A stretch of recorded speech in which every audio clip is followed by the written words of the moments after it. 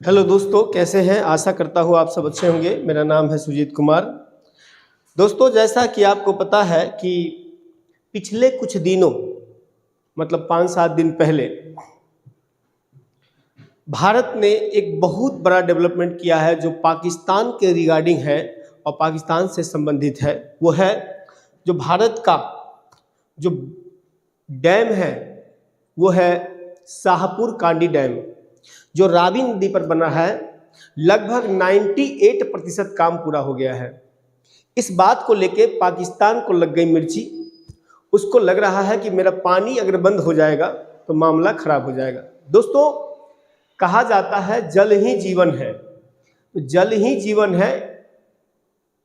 इस बात का डर पाकिस्तान को है कि अगर भारत से, चूंकि भारत जितनी नदियां पाकिस्तान में जा रही है वो ज़्यादातर नदियां जो है वो भारत से होते हुए गुजरती है और भारत की नदियों का पानी ही पाकिस्तान के जीवन रेखा का आधार बनता है। लेकिन फिर भी पाकिस्तान अपने आप से बाज नहीं आ रहा है। आप देख रहे हैं सारी मीडिया खबरें दिखाई गई है, आज तक ने भी दिया है, और पाकिस्तान का जो न्यूज चैनल है उसने इस कदम को वाटर टेररिज्म कहा है। ठीक है, तो वाटर टेररिज्म, देखिए, India complete historic dam on Ravi river है ना। इसका रीजन जो है वो जानकर आप हैरान होंगे, और पाकिस्तान इतना बिलबिला क्यों रहा है, हम इसके बारे में आज चर्चा करेंगे। बारी बारी से देखते हैं कि मुद्दा क्या है। सबसे पहले हम लोग जानते हैं कि शाहपुर कांडी डैम है कहाँ। देखिए, यहां पे जो आप देख रहे हैं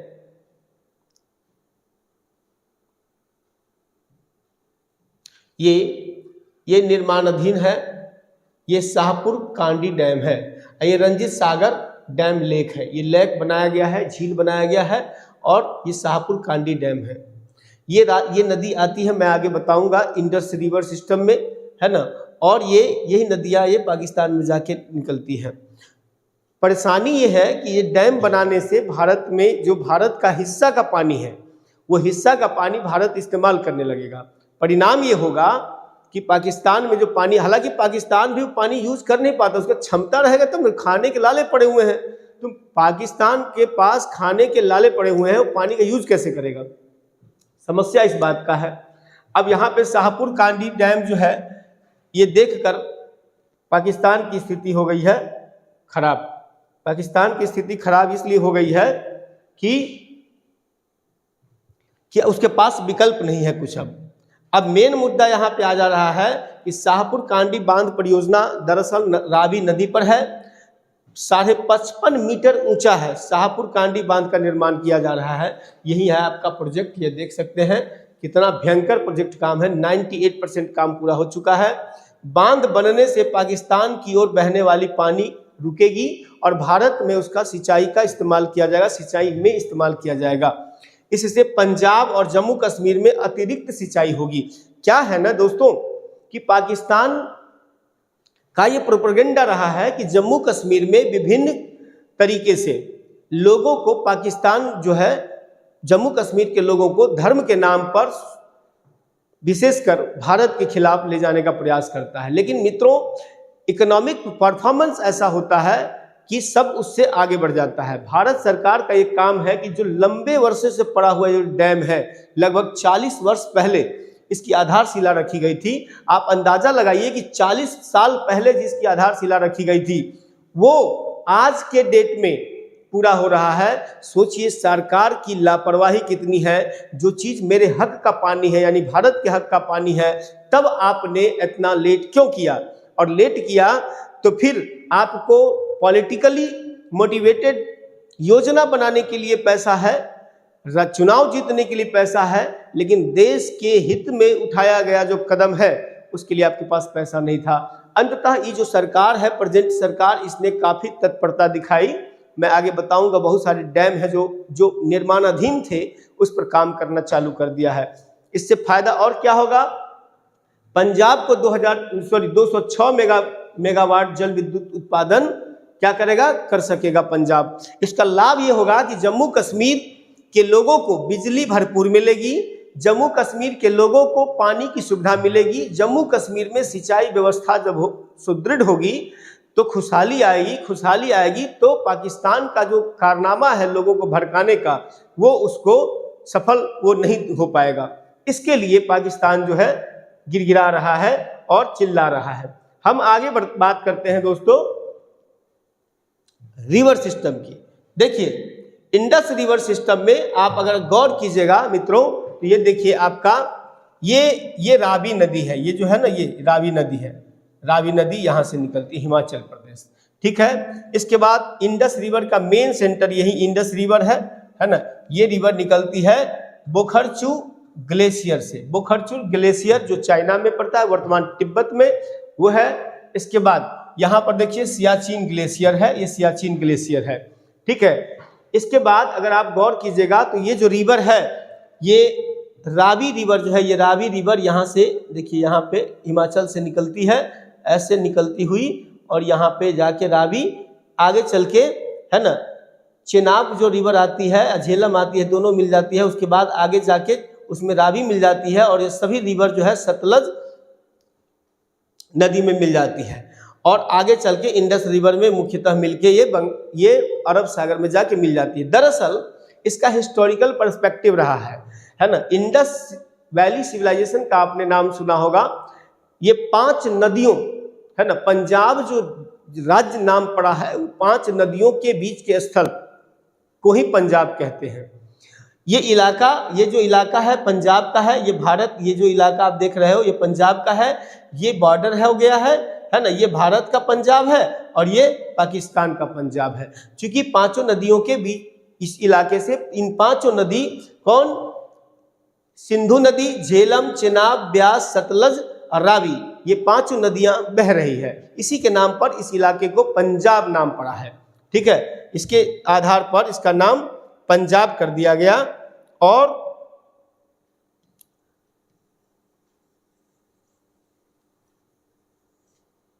पाकिस्तान को ये खटक रहा है, इसके सबसे बड़ा जो रीजन है वो है कि उसको इस बात का डर आने लगा है। डर ये आने लगा है कि अगर भारत अपने हिस्से का पानी, मैं बताऊंगा इंडस वाटर ट्रीटी में कितना पानी कौन से रिवर का हमको लेना है, कितना % लेना है, हम उसका यूज नहीं कर पा रहे हैं।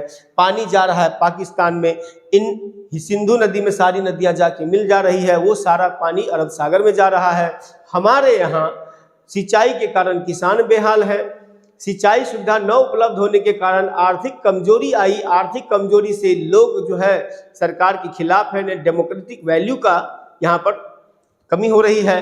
तो सरकार ने इसका काम जो है आगे बढ़ाने का मतलब निर्णय 40 साल पहले लिया, लेकिन इम्प्लीमेंटेशन आज के डेट में पूरा किया जा रहा है।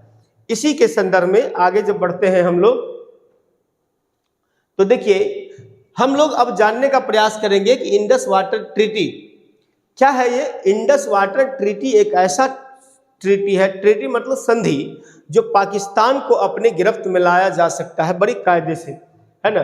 क्योंकि पाकिस्तान को मालूम है कि भारत एक शक्ति बनता जा रहा है, इकोनॉमिक शक्ति।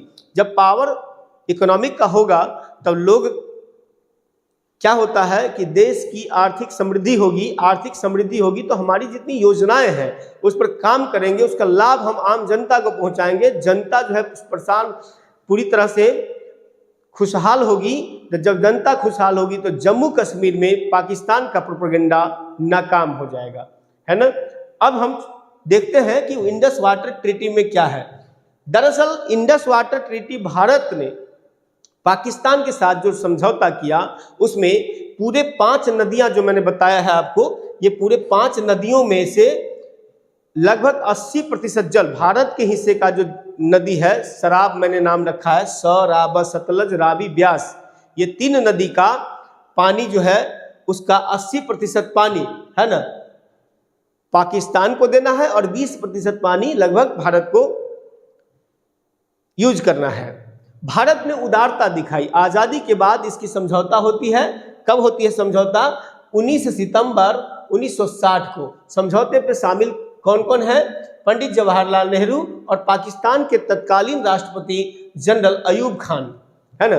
दोनों बैठ के 10 साल पहले आज़ाद हुए थे, यानी कि वो हमसे ही हमारा बच्चा है, वो भारत का बच्चा है पाकिस्तान। और भारत से लड़के वो अलग हुआ था। फिर भी हमने कहा कि चलो अपना ही बच्चा है, उसको दे ही दिया जाए, क्या करेगा बेचारा। मिलिट्री धर्म के आधार पर शासन का निर्माण हुआ, और शासन का निर्माण जब धर्म के आधार पर हुआ तो कितना दिन चलेगा आप समझ सकते हैं। भारत ने बड़ी उदारता दिखाई। पंडित जवाहरलाल नेहरू बड़े उदार किस्म के इंसान थे, इसमें कहीं शक नहीं है। उदारता दिखाते हुए कहा कि चलो हमारे पास इतनी नदियां हैं, हम उसकी पानी को ही यूज कर लेंगे तो बहुत बड़ी बात है। तुम्हें 80% पानी हमने दिया, 20% पानी हम यूज करेंगे। इन दोनों देशों के बीच में समझौता कराने में जो मुख्य भूमिका है, या समझौता के लिए जो सेंटर पॉइंट बना, वो था किनके माध्यम से? ये माध्यम बना वर्ल्ड बैंक।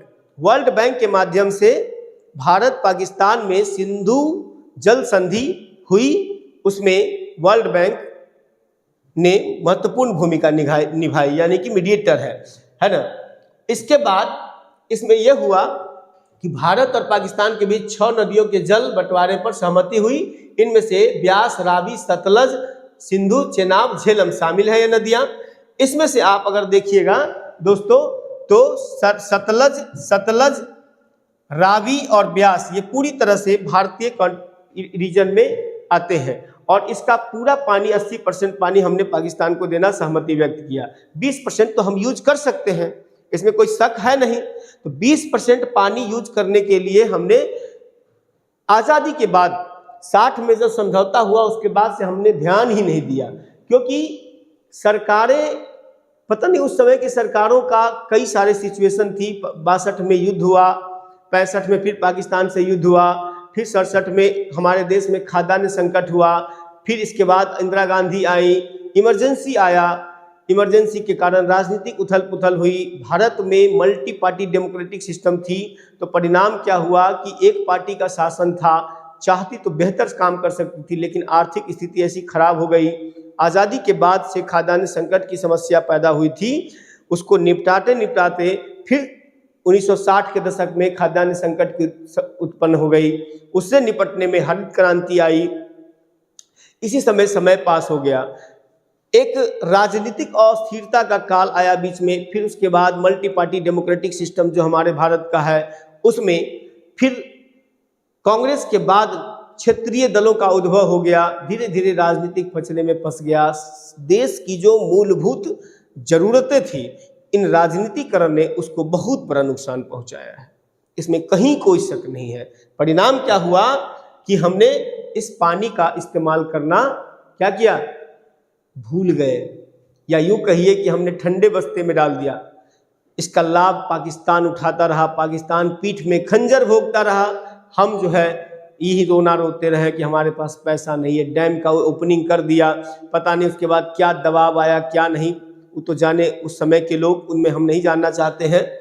लेकिन किसी भी प्रकार से लेट लतीफ़ी ने हमारे देश को बहुत नुकसान किया, और जम्मू कश्मीर में अलगाववादी व्यवस्था को बढ़ाने में भी इस लेट लतीफ़ी ने, पॉलिसिस पैरालिसिस बोलते हैं इसको, पॉलिसी पैरालिसिस ने बहुत नुकसान पहुंचाया। जितनी डैम थी, जितना हमारा ज़रूरत था हमारे पानी यूज करने का, वो हमने नहीं किया, और परिणाम हमारे देश में धार्मिक आधार पर उन्होंने प्रमोट किया हमारे जम्मू कश्मीर के युवाओं को भारत के खिलाफ जाने का। काफ़ी हद तक वो सफल भी हो गए। उसके बाद हमने जो हमारा इंफ्रास्ट्रक्चर डेवलपमेंट था, बेसिक इंफ्रास्ट्रक्चर, उस पर भी हमने काम नहीं किया, एकदम पॉलिसी पैरालिसिस हो गया।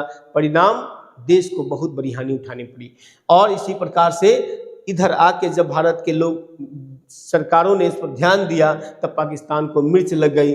मिर्च ये लगी, संधि के मुताबिक मैंने पहले कहा, 3 पूर्वी नदियां ब्यास, रावी और सतलज का जल भारत और 3 पश्चिम भारत के हक में, और 3 पश्चिमी नदी सिंधु, चेनाब और झेलम का जल पाकिस्तान को मिलेगा, ऐसा समझौता हुआ। सिंधु नदी का इलाका करीब 11.2 लाख किलोमीटर क्षेत्र में फैला है। ये इलाका 47% पाकिस्तान में, 47% पाकिस्तान, 39% भारत और 8% चीन और 8% पाकिस्तान अफगानिस्तान में फैला है। सिंधु नदी का जो पूरा सिस्टम है उसकी बात हम कर रहे हैं। करीब 30 करोड़ लोग सिंधु नदी के करीबी इलाकों में रहते हैं। 1948 में जब ये पुराना समझौता लागू नहीं हुआ था, तो भारत ने 2 प्रमुख नहरों का पानी रोक दिया था, और उसका परिणाम भी बहुत देखने को मिला था। ऐसी स्थिति में भारत कभी भी नहीं चाहेगा कि अपना इंटरेस्ट हम गंवाएं, क्योंकि हमारे हक का जो पानी है 3 रिवर का, सतलज, रावी, ब्यास का, वो पानी हम लेंगे। बाकी 80% तो हम उसको दे ही रहे हैं। 20% पानी को रोकने में कुछ नहीं जाता है। नहर के माध्यम से जम्मू कश्मीर के ग्रामीण इलाकों में पानी भेजा जाए, वहाँ पे सिंचाई सुविधा उपलब्ध होगी, एग्रीकल्चर डेवलप होगा। आपको मालूम है नगदी फसल वहाँ होती है। इससे क्या होगा, लोगों में खुशहाली आएगी, लोगों का जुड़ाव भारतीय और भारतीय लोकतंत्र के प्रति ज़्यादा होगा। परिणाम स्वरूप पाकिस्तान का प्रोपेगेंडा डाउन होगा। हमने ये पाकिस्तान के प्रति पॉजिटिविटी दिखाई थी, उदारता दिखाई थी। पाकिस्तान हमें हमेशा खंजर घोंपता रहा, और सरकार ने जो अभी फैसला लिया है, इसका परिणाम ये हुआ है कि पाकिस्तान को मिर्ची लग गई। बेटा तुम्हारी औकात ही क्या है भारत के सामने में। भारत जब अपनी सिर्फ प्रोजेक्ट पूरा कर ले, तुम्हारी क्षमता खत्म हो जाएगी। और भारत इस पे काम कर रही है। एट प्रेजेंट गवर्नमेंट का मैं इस मामले में जरूर धन्यवाद दूंगा कि ये हमारी पुरानी पड़ रही जो प्रोजेक्ट है, सब प्रोजेक्ट को रिवाइव कर रहे हैं, सबको फिर इम्प्लीमेंट करने का प्रयास कर रहे हैं, पूरा करने का प्रयास कर रहे हैं। 1960 के दशक में सरदार सरोवर डैम की आधारशिला रखी थी पंडित नेहरू ने, लेकिन पूरा हुआ 2017 में। आपको मालूम होगा इस सरकार ने उसको पूरा करने में बहुत प्रयास किया, बहुत ज़्यादा प्रयास किया। लगभग सोचिए 50 साल 60 साल अगर आप प्रोजेक्ट को लटकाइएगा तब क्या होगा। सरकार ने 14-15 में बैठकर जितनी प्रोजेक्ट थी सबके बारे में, है ना, रिव्यू करना शुरू किया, और ये तय किया कि जो हमारा प्रोजेक्ट है ना, रिवर का या फिर जम्मू कश्मीर पंजाब इत्यादि क्षेत्र का, या फिर यूँ कहे कि भारत के बॉर्डर इलाके का, सब प्रोजेक्ट को एक्टिव कर दिया। आज पुरजोर तरीके से काम किया जा रहा है। इसी में आप देखिएगा बहुत सारे डैम बन रहे हैं, है ना। ये डैम जो है हाइड्रो पावर प्रोजेक्ट बनाए जा रहे हैं। उसका बगलिहार है, दलहस्ती है, सवालकोट है, सलाल परियोजना है, आपको नाम होगा, नवनातू है, किरतल है, पकल डुल है ना, झेलम पर बनाई जा रही है, नीमू हाइड्रो प्रोजेक्ट है। ये सब पर काम चालू हो गया है। इससे चाइना भी अब थोड़ा सा गरमाने लगा है। तो भाई गरमा के तुम हमारा क्या बिगाड़ लोगे, हम अपने देश का काम कर रहे हैं, तुमको उससे क्या मतलब है। यही इंटरफेरेंस जो है ये अब नहीं हो पा रहा है हमारे पड़ोसियों का, और इस प्रेजेंट सरकार से काफ़ी खफा है। दोस्तों, इस प्रकार के जो नॉलेज है, जो न्यूज़ है, आपके समक्ष हम देते जाएंगे विदाउट पॉलिटिकल एस्पिरेंट के। हम पॉलिटिकल एस्पिरेंट नहीं रखते हैं। हम आपका उद्देश्य मेरा ये है कि हम आपको एकदम एग्जैक्ट न्यूज़ दें। लेकिन दोस्तों, मैं आपसे निवेदन करता हूं कि मेरे इस चैनल को अधिक से अधिक आप बढ़ाने का प्रयास कीजिए, ताकि मेरा मन, मेरा हौसला भी बढ़े। क्योंकि आपका प्यार, आपका कमेंट, आपका लाइक और सब्सक्राइब ही मेरे हौसले को बढ़ाता है। बाकी आप लोगों का फिर मैं शुक्रिया अदा करता हूं, और इस प्रकार के न्यूज़, इस प्रकार के इन्फॉर्मेशन हम आपको फिर देते रहेंगे। तब तक के लिए जय हिंद।